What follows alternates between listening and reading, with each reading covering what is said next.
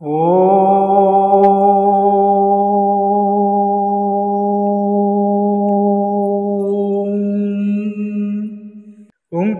बिंदु संयुक्तं नित्यं जानन्ति योगिनां कामदं मोक्षदं तुभ्यं ओंकाराय नमो नमः। गुरु ब्रह्मा गुरुर्विष्णु गुरुदेव महेश्वर गुरु साक्षात् परं ब्रह्म तस्मै श्री गुरवे नमः।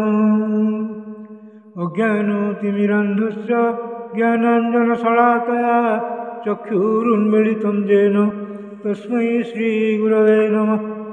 अखण्डमण्डलाकारं व्याप्तं येन चराचरं तत्पदं दर्शितं येन तस्मै श्रीगुरवे नमः। ध्यानमूलं गुरोर्मूर्ति पूजामूलं गुरोर्पदं मन्त्रमूलं गुरोर्वाक्यं मुख्यमूलं गुरोर्कृपा। मन्नाथ श्री जगन्नाथ मद्गुरु श्री जगद्गुरु मदात्मा सर्वभूतात्मा तस्मै श्री गुरवे नमः।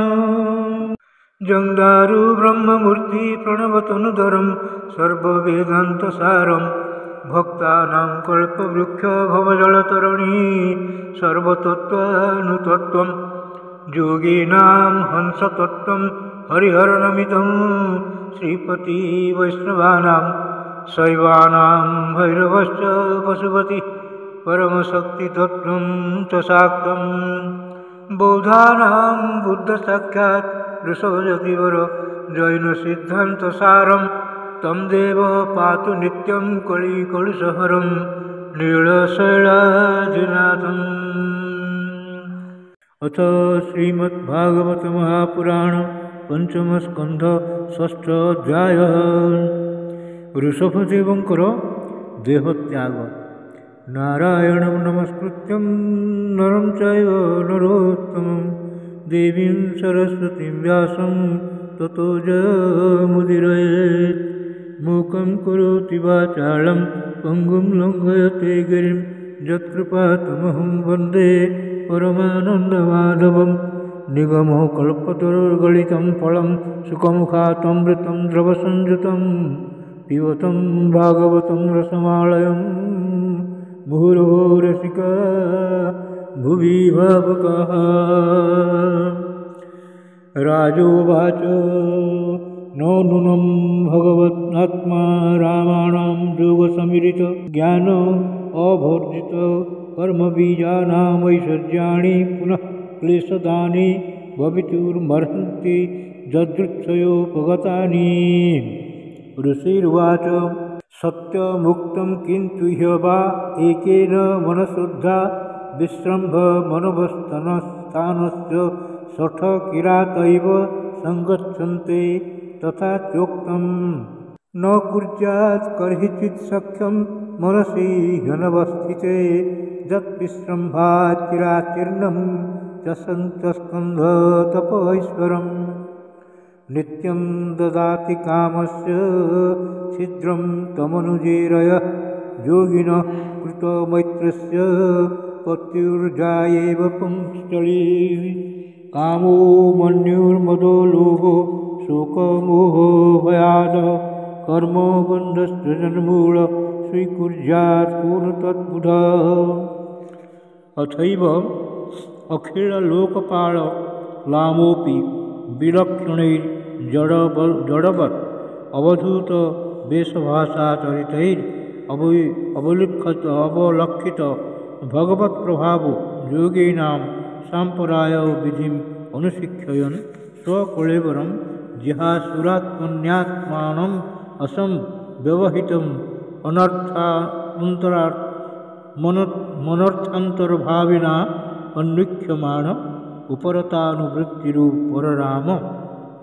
तस्य वा एवं मुक्तलिङ्गस्य भगवत ऋषभस्य योगमायावासनया देह इमां जगतिम् अभिमानाभासेन संक्रममाणः कोङ्क बेङ्क कुटकान् दक्षिणकर्णाटकान् देशान् यदृच्छयोपगतः कुटकाचलो पवन आस्य कृतास्मकबल उन्माद इव मुक्त मूर्धजो संवित एव विचचार अथ समीर वेग विद्युत वेणु विकर्षण जातो अग्रदावानलस्तत् बनवाले लिहानः सह तेन ददाह यस्य किलानुचरितम् उपाकर्ण्य कुङ्कबेङ्ककुटकानां राजार्हन्नाम् उपशिष्य कलापधर्मो उत्कृष्यमाणे भवितव्येन विमोहितः स्वधर्मपथम् अकुतो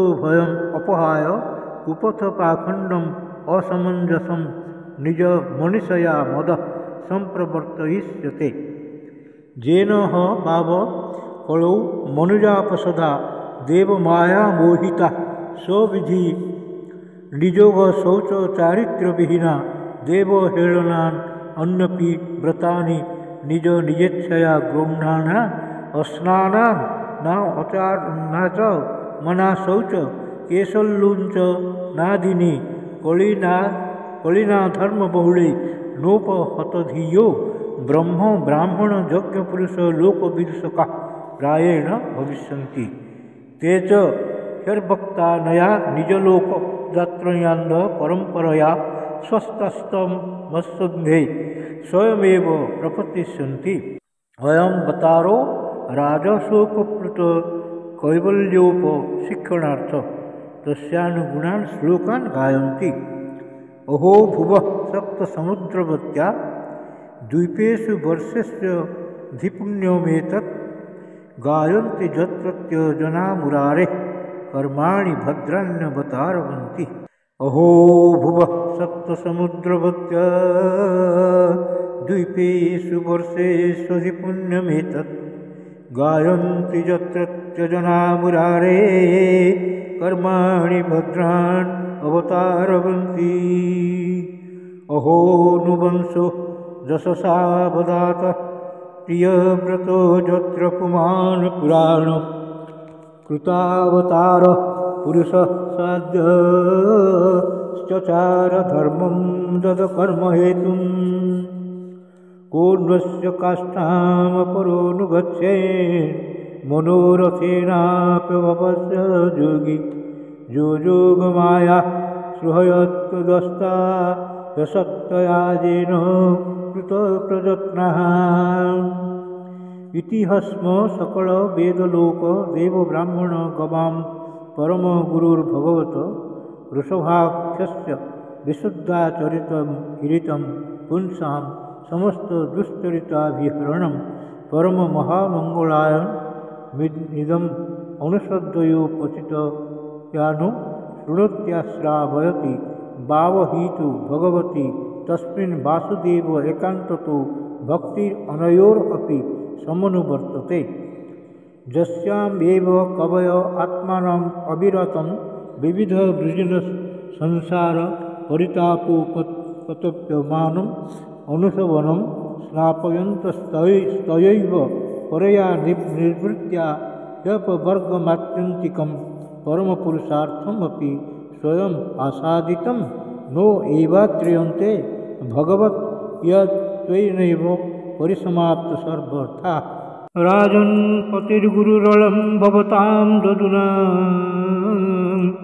दैवं प्रियः कुलपति क्व च किङ्करो वः अस्त्वेव मंग भगवान् भजतां मुकुन्दो मुक्तिं ददाति कर्हिचित् स्मन भक्तियोगम् नित्यानुभूत निजलाभनिवृत्ततुष्णः श्रेयस्यतः द्रचनया चिरसुप्तबुद्धे लोकस्य जः करुणया भयमात्मलोकमाख्यान्नमो भगवते वृषभाय तस्मै इति श्रीमद्भागवते महापुराणे पारमहंस्यां संहितायां पंचमस्कन्धे वृषभदेवानुचरिते षष्ठोऽध्यायः